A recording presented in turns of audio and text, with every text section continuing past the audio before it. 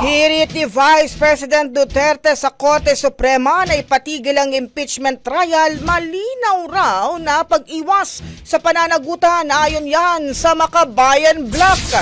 Brigada Haji Caaminyo, ibrigada mo! Brigada Live Report. Hayagang pag-iwas sa pananagutan na sagutin ang mga questionableng paggastos ng budget ang pagpapasaklolo ni Vice President Sara Duterte sa Korte Suprema. Itong iginiit na Makabayan Block sa Kamara matapos na maghain si Duterte ng petition for certiorari and prohibition sa Korte Suprema upang pigilan ang pag-usad ng impeachment trial. Premature at pag-iwas nila sa pananagutan ng pagdulog ng pangalawang Pangulo sa kataas-taasang hukuman. Sinabi ni House Deputy Minority Leader Franz Castro na hindi Korte Suprema ang tamang venue ng impeachment.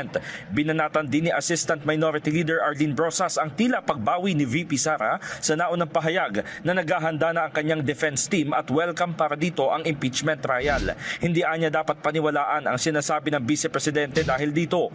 Panawagan ng Makabayan Block na tutulan ang mga pagtatangka ng legal tactics upang hindi umusad ang impeachment dahil karapatan ng mga Pilipino ang transparency at paliwanag mula kay Duterte.